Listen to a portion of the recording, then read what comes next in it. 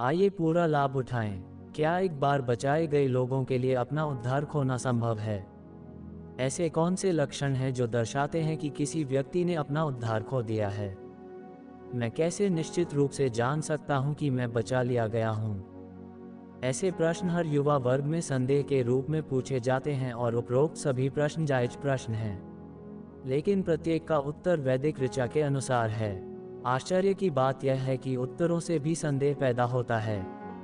यह शायद एक चर्चा है, जिरा से बचने के अवसर हैं, लेकिन सच्चाई यह है कि इसमें संदेह और भय है कि कोई व्यक्ति ईसाई जीवन सफलतापूर्वक पूरा कर पाएगा। भाई और बहन, हम कुछ शब्दों को स्पष्टीकरण के माध्यम से और वैदिक छंदों के माध्यम से समझाने का प्रयास करते हैं। इसे ध्यानपूर्वक आवश्यक होने पर 2 बार सुनने से पूर्ण लाभ मिलना निश्चित है। कोई अपना उद्धार और मोक्ष की संभावना खो सकता है, परंतु मुक्ति का युग अभी भी चल रहा है। 2 कुरिन्थियों 6 अध्याय 2 वचन। और वो भी अंत समय बहुत करीब है। मोक्ष के दिन वे समय होते हैं जब कोई व्यक्ति मोक्ष प्राप्त कर सकता है, या जिसने मोक्ष खो दिया है उसके पास इसे पुनः प्राप्त करने का मौका होता है। 1 यूहन्ना 3 अध्याय 9 वचन के अनुसार, जो कोई परमेश्वर से जन्मा है वह पाप नहीं करता, क्योंकि उसका बीज उसमें बना रहता है, और वह पाप कर ही नहीं सकता क्योंकि परमेश्वर से जन्मा है। इसी प्रकार यूहन्ना 1 अध्याय 12 से 13 वचन के अनुसार यह स्पष्ट है कि जो उसे स्वीकार करते हैं वे परमेश्वर की संतान हैं। यदि अब बचाया गया व्यक्ति परिवर्तित हो जाता है तो उसके और परमेश्वर के बीच संबंध में कोई बदलाव नहीं होता है, लेकिन परिवर्तन एकता में होता है। अगर आप इसे थोड़ा समझाना चाहें तो ये पिता और बच्चे के बीच का मामला है। किसी रिश्ते में जब बच्चा कुछ ऐसा करता है जो पिता को पसंद नहीं आता या भटक जाता है तो दोनों के रिश्ते में दरार आ जाती है, लेकिन रिश्ते में कोई बदलाव नहीं आया है। जो रिश्ता नहीं बदलता उसका मतलब यह नहीं कि वह पाप में बना रहता है। इस मिलन में आने का जो समय दिया गया है वह मोक्ष का समय है। एक बात का यकीन रखें, इसका मतलब है कि आप नहीं जानते कि आपकी अनुग्रह अवधि कैसे समाप्त होगी। जो सबसे निश्चित है वह यह है कि मुक्ति का दिन आपके लिए अभी है। अब आइए इस पूर्ण लाभ को प्राप्त करने के लिए सावधान रहने के लिए पतरस, यूहन्ना, यहूदा, पौलुस और इब्रानियों के अधिनियमों के चेतावनी भरे शब्दों को देखें। आइए पतरस के शब्दों पर नजर डालें। प्रेरितों के काम 10 अध्याय 34 से 35 वचन। तब पतरस कहने लगा, परमेश्वर पक्षपात नहीं करता, और मैं निश्चय जानता हूँ कि जो कोई उससे डरता और सब लोगों के बीच धर्म के काम करता है वही उसके योग्य है। यूहन्ना के शब्द आइए ध्यान रखें। 2 यूहन्ना 1 अध्याय 8 वचन कहता है, अपने कामों का फल मत खो, परंतु सिद्ध बनो, लाभ के लिए सतर्क रहें। आइए हम यहूदा के शब्दों पर विचार करें। अपने आप को मजबूत करो, पवित्र आत्मा में प्रार्थना करो और अपने आप को परमेश्वर के प्रेम में बनाए रखो। यहूदा 1 अध्याय 20 से 25 वचन कहता है, हे प्रियो, अपने परम पवित्र विश्वास के कारण अनंत जीवन के लिए हमारे प्रभु यीशु मसीह की दया की बाट जोहते रहो।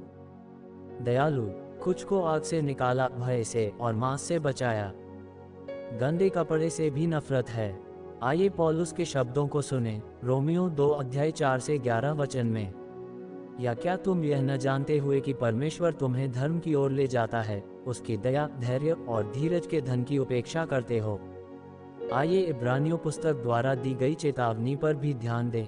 इब्रानियों 10 अध्याय 29 वचन में, सोचो कि वह कितने गंभीर दंड का पात्र होगा जो परमेश्वर के पुत्र को पैरों से रौंदता है और वाचा के खून को अपवित्र करता है जिसने उसे पवित्र किया है, और अनुग्रह की आत्मा की निंदा करता है। अंत में आइए पूर्ण फल प्राप्त करने के लिए 2 और चीजें सीखने के लिए नए नियम में उल्लिखित 2 पुराने नियम के आंकड़ों को देखें। हम में गहरी जड़ें जमाई हुई हैं, इसके लिए व्यक्ति एक है। इब्रानियों 12 अध्याय 15 से 17 वचन में धर्मग्रंथ कहते हैं, कोई भी परमेश्वर के अनुग्रह से वंचित न हो, और अंत में ये कहो, सावधान रहो कि कोई कड़वी जड़ न फूटे, और सावधान रहो कि एसाव के समान भ्रष्ट न हो जाओ। ये जड़ हम में से कई लोगों का पसंदीदा पाप है, शेखी बघारना और अहंकार करना, चाहे वह लालच हो या झूठी शिक्षा। इसलिए मोक्ष के अनुभव में आने के बाद स्वयं को ऐसी जड़ों के लिए परखें। दूसरा, आइए एक उदाहरण देखें कि यीशु मसीह ने क्या कहा। जब यीशु मसीह ने अंत समय के बारे में बात की तो उन्होंने कहा, लूत की पत्नी को स्मरण रखो, लूका 17 अध्याय 32 वचन। हाँ, लूत की पत्नी का पति धर्मी था। उसका लक्ष्य अपने पति के साथ भागना और सजा से बचना है, लेकिन वह दया के कारण रुक जाती है। पाप की परिभाषा लक्ष्य से चूक जाना है। यदि लूत की पत्नी लक्ष्य से चूक गई और आधे रास्ते में रुक गई, तो हम में से बहुत से लोग जिन्होंने मसीह के साथ दौड़ शुरू की है, यदि हम अपने लक्ष्य तक पहुंचे बिना आधे रास्ते में ही रुक जाते हैं तो पूर्ण परिणाम प्राप्त नहीं कर सकते। शुरुआत जितनी महत्वपूर्ण है, खत्म करना भी जरूरी है। इस महीने के संदेश में एक और पूर्ण की निरंतरता के रूप में हम पूर्ण विश्वास शब्द को पढ़ना भी समाप्त करेंगे। पूर्ण लाभ प्राप्त करने के लिए मसीह में पूर्ण विश्वास आवश्यक है। जो लोग पूरे दिल से परमेश्वर पर भरोसा करते हैं वे हमेशा उस पर निर्भर रहेंगे।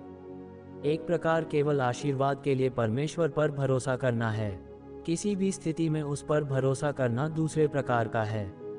शापित है वह मनुष्य जिसका मन यहोवा से भटक गया हो, जो मनुष्य पर भरोसा रखता हो और शरीर को उसका बल बनाता हो। यहोवा की यही वाणी है।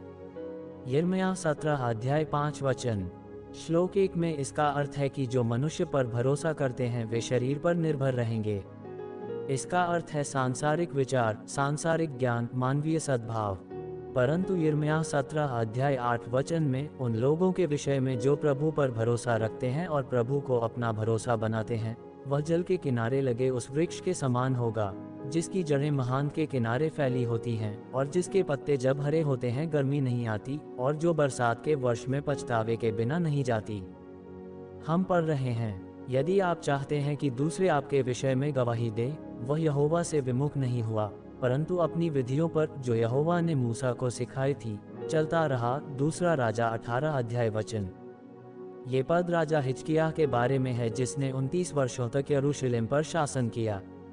जब बाइबल उसके बारे में कहती है, यहूदा के सभी राजाओं में से जो उसके बाद या उससे पहले प्रभु इस्राएल के परमेश्वर में विश्वास में थे, उसके तुल्य कोई नहीं था। दूसरा राजा 18 अध्याय 5 वचन।